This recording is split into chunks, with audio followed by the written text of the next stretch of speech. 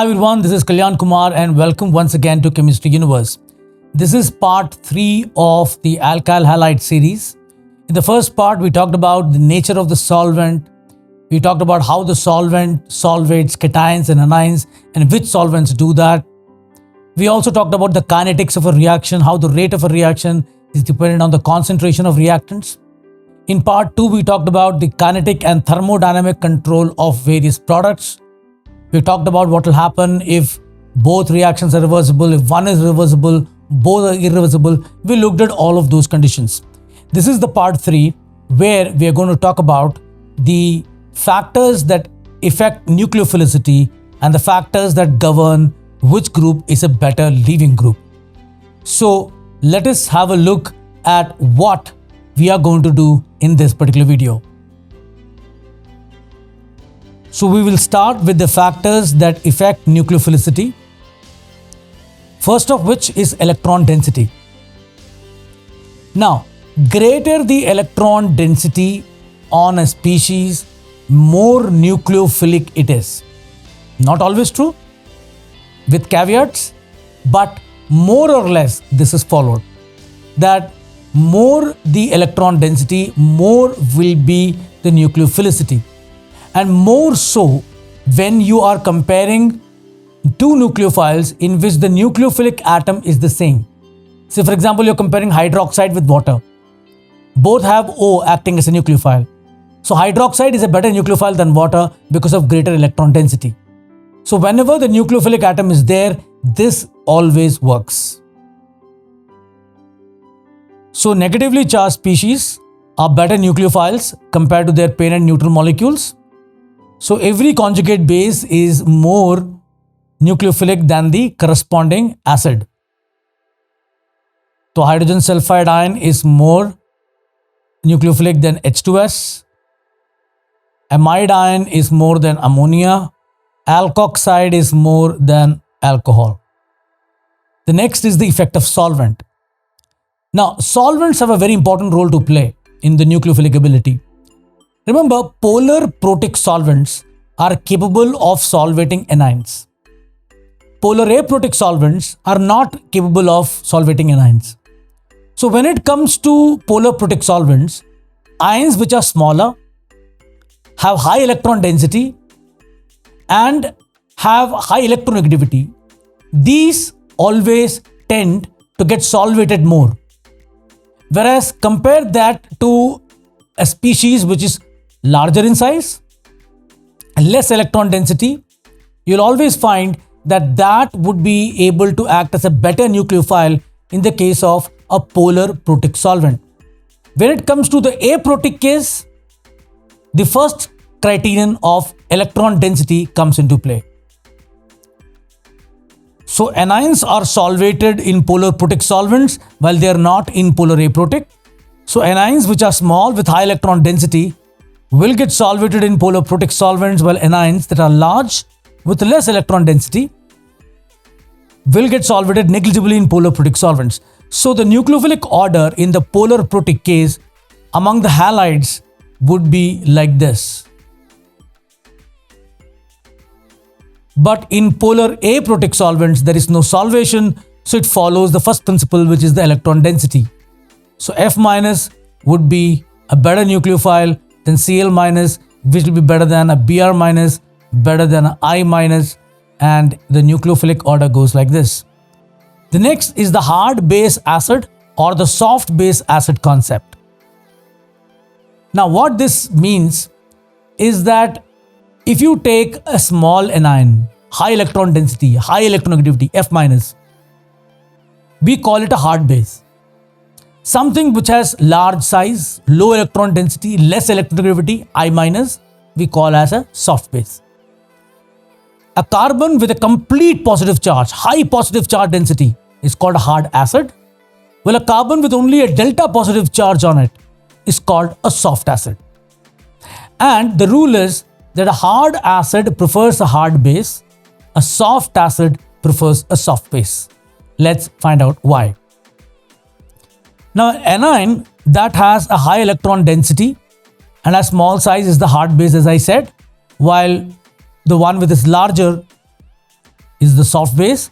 An atom with a positive charge has a high tendency to accept a nucleophile hard acid, while an atom with delta positive charge has low tendency to accept a nucleophile is a soft acid.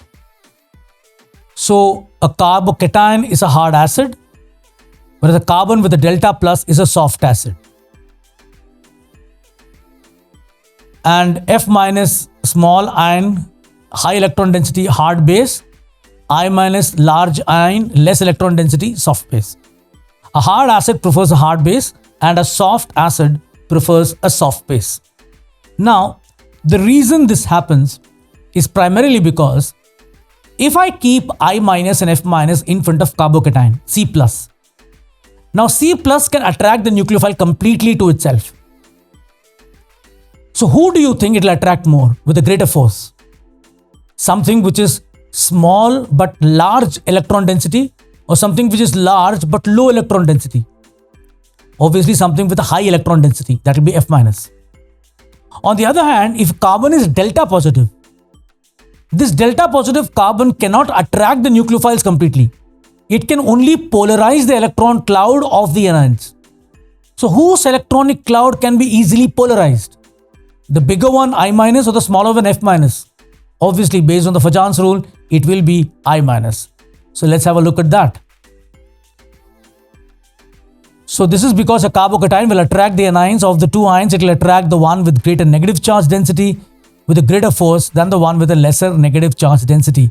So if I have with me a carbocation, F minus and I minus in front of it, it will tend to attract the F minus with a greater force. But if I were to have a carbon delta plus, a partial positive charge cannot attract the anions, it will only polarize. And therefore, when you keep a carbon delta plus with a bigger ion I minus, smaller ion F minus, it will polarize I minus more. The next factor is that nucleophilicity follows basicity. Now, the funny part of this is that it is violated more than probably it is followed. Of course, it is followed also. But wherever steric hindrance comes into play, nucleophilicity will not follow basicity. So first of all, let's look at where it is followed in the first place. So if I take this ion, when the donor atom of two nucleophiles is same, then generally nucleophilicity will follow basicity. Look at this one. The I minus is spread over 3 oxygens by resonance. And therefore, it's a weak base and a weak nucleophile compared to a carboxylate ion where it is spread only on 2 oxygens, which is less nucleophilic than phenoxide where it is spread only on 1 oxygen but on other carbons, which is less nucleophilic than hydroxide where it is completely localized, which is less nucleophilic than alkoxide because of the plus I effect of R. Now this logic, as I said, will be reversed if the more basic species show steric hindrance. So tertiary butoxide is less nucleophilic than ethoxide. But when it comes to basic nature, tertiary butoxide, because of the plus I effect, has more basic nature than ethoxide. So the difference between a base and a nucleophile is that the nucleophile attacks a carbon atom. Now try and understand this. A nucleophile attacks a carbon atom, whereas a base attacks a proton. Now proton is always bonded by a single bond. So generally a proton is not sterically hindered. So even a hindered species can go and take it as a proton. But to act as a nucleophile is tough because it has to attack a carbon. Now if it is a carbocation, it will be attached to 3 bonds. If the carbon with a delta plus, it will be attached to 4 bonds. And therefore that carbon will be hindered sufficiently for the nucleophile not to be hindered. So hindered species would not tend to behave as good nucleophiles. The difference between a base and a nucleophile is that the nucleophile attacks a carbon atom while a base attacks a hydrogen atom. Since hydrogen is bonded by only 1 bond, it does not show any steric hindrance. So even a hindered species can act as a base if its electron density is high enough. But when it attacks a carbon atom which is bonded by 3 or 4 bonds, then the steric hindrance of the attacking species is important as the carbon itself is hindered. So in this case, if you take ethoxide, it will be more nucleophilic than isopropoxide, which will be in turn more nucleophilic than tert butoxide. Here the nucleophilicity follows the reverse of basicity. Let's try some more examples. If I were to ask you which is more basic out of these two, whom would you say? This or this? More basic, it will be this, because the plus I effect of these two groups makes it give the lone pair easily. So this is the basic order. Whereas if you look at the nucleophilic order, it will be this, less hindrance. Nucleophilic order, it will be this, steric hindrance. And generally the nucleophilic order of most of the commonly occurring nucleophiles is of this order. And yes, you have to learn it by heart. It's important for you to remember all of these, because this will tell you which can replace which one. And the way I used to remember it is, I used to remember this mnemonic: he should check inside Holmes and be prepared and careful for arresting the warden. And the he should part goes for the hydrogen sulfide, check goes for cyanide, inside goes for iodide, the H of Holmes goes for hydroxide, A goes for azide, B goes for bromide, P for phenoxide, A for acetate, C for chloride, F for fluoride, A for alcohol, and W for water. This is the way I used to remember it as a kid. You can too, or you can make your own mnemonic if you want. And remember, across a period from left to right, both the nucleophilicity and basicity will decrease, whereas down a group, basicity will decrease, nucleophilicity will increase. So you need to understand this why. Left to right, when you go, if you say for example have CH3 negative and F negative, CH3 negative is going to be a better base than F minus because of high electron density, because 3/4 of the carbon size is occupied by hydrogens. So only 1/4 of the carbon is left for the negative charge. In fluoride, 100% is available for the negative charge. So this is more basic as well as more nucleophilic. So left to right, nucleophilic, basic strength both decrease. But down a group, basic strength decreases, nucleophilic ability increases, because I minus, remember, will get less protonated in a polar protic solvent. And I minus is more polarizable compared to F minus when it comes to carbon delta plus.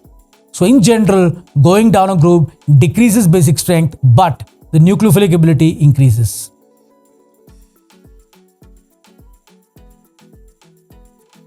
Next is alpha effect. So the nucleophilicity of an atom increases when the atom it is attached to has a lone pair.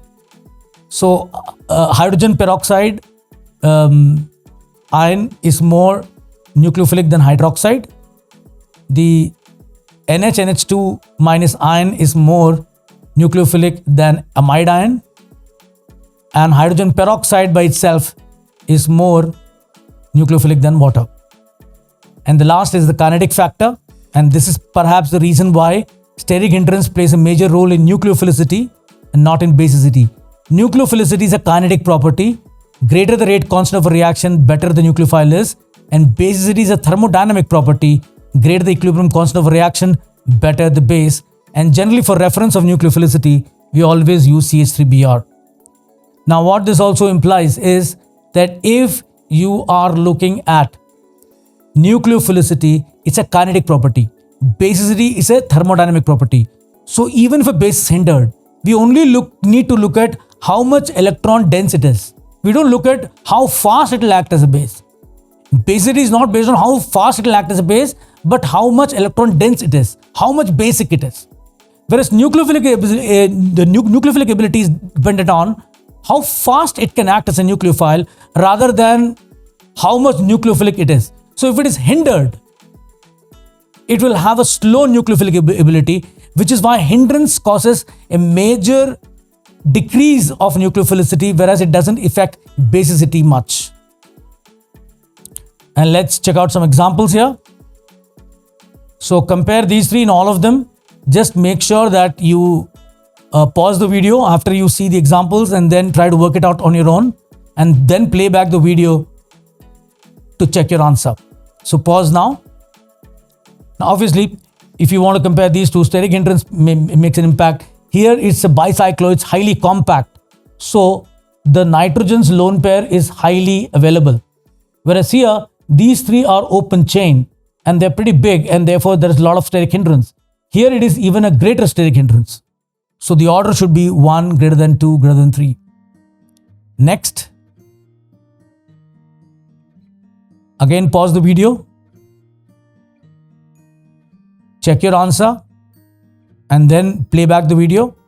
Again, steric hindrance comes into play. 1 should be greater than 3, 3 should be greater than 2, steric hindrance. Next. Now, no steric hindrance here, but as you can see, the hyperconjugation of the CH3 will increase the electron density of nitrogen, whereas the withdrawing effect of NO2 will decrease the electron density of nitrogen. CN will also withdraw, but not as much as NO2 does. So it is 1, 3, 2.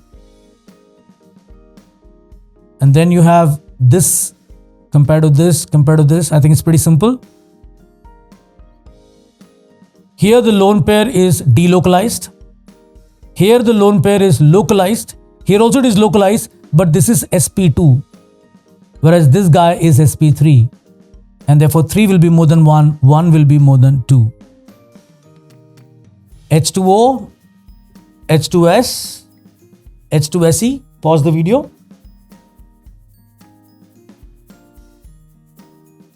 And you will find going down a group, nucleophilicity increases.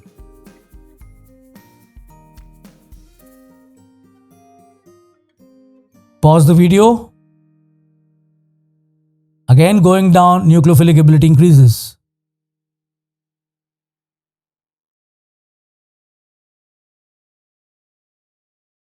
Pause the video. Again, nucleophilic ability increases going down a group. Here,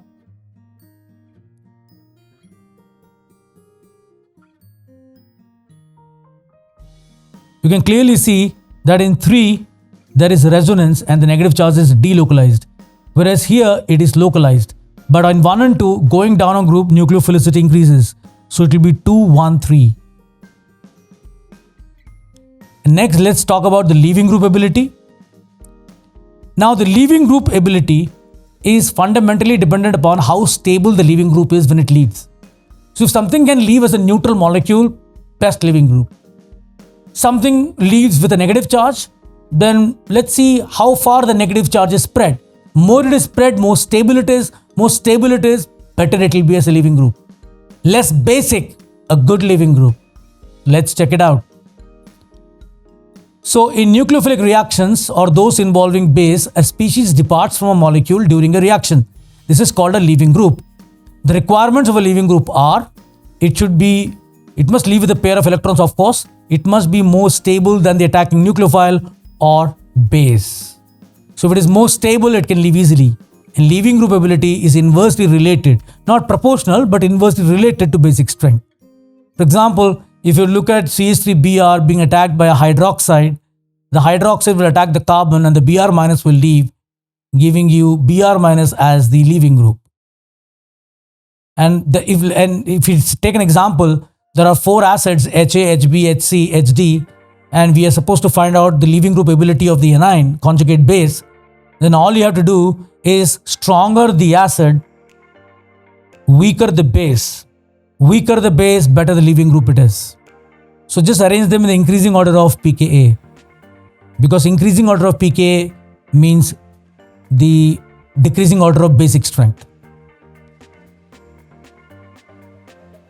So more B minus will be better than A will be better than C, and this will be the order of leaving group ability. And there are some very important leaving groups.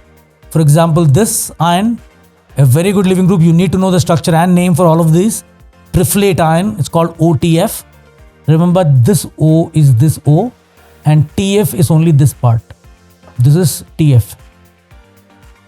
Similarly, here we call it mesylate ion, is OMS. The O represents is this one. This part is the MS part. And then you have This one is called tosylate ion. Again, TS. This part is TS. You got to remember this. Brosylate ion, nosylate ion. So if I were to ask you to determine the correct leaving group ability between F, Cl, Br and I, and then Cl and Cn, and then we have Br and OH, and in the case of first one, I minus will be better than Br minus, will be better than Cl minus, better than F minus. In the second case, Cl minus will be better leaving group than Cn minus because it is less basic. Br minus is a better leaving group than hydroxide because it is less basic. And the general order of leaving groups is in this order. So nitrogen can very easily leave one of the best leaving groups. Then you have OTF. Then you have OBS. Then you have OTS. You need to learn this order. I don't have an acronym for this. You need to create something on your own. Then you have iodide. Then you have bromide. Then you have OSO2CF3. Then you have OH2 plus, which can leave as water. Then you have ROHR plus. And then you have RCl. Then you have RF. And then you have ROCOCH3, the ester part. And then you have the amine ion. And then you have ROAR. Then you have ROH. And then you have ROR. The last 2 or 3 groups won't leave at all. But you can make them leave though by protonating them. If you protonate OH and OR, they can become good leaving groups. So if you were to attack an alcohol with NaBr, you're not going to get any product because Br minus cannot replace OH minus. OH minus is a better nucleophile and a poor leaving group compared to Br minus. So no reaction. But if you want to create a RBr from this, you got to react it with HBr. The H will protonate the OH to create a protonated alcohol. And this protonated alcohol now can go as water very easily. Br minus now is a better nucleophile than H2O. So it will attack the R and the water will leave and you will get RBr in water. Same with ether. Protonate it. You get protonated ether. And then Br minus will attack and you get RBr and alcohol. And sometimes you can convert the OH into OTS or some other good leaving group. So OH by itself will not leave, but when you react it with TSCl, remember TS? Just now we did. This is TS. So if you react OH with TSCl, this is TSCl, then you get OTS. H and Cl will go and you will get OTS, and you know that OTS is a good leaving group. And with that, we come to the end of this lesson. This particular video. So that's it for part 3. And I hope you were able to understand the factors that were affecting the leaving group ability as well as factors that affect the leaving group ability also. And if you have not followed this, if there is anything that you want to ask, any doubt, any clarification, please put them down in the comment section below. And if you like this video, please do hit the thumbs up button. Just check out the other videos of this channel, and if you find them interesting and useful, please do subscribe to this channel. This is a big encouragement for people like us who are small creators, and we depend upon your subscription to make us grow in terms of viewership. So with that, this is Kalyan Kumar signing off. Have a wonderful and safe day, and I'll catch you in the next one.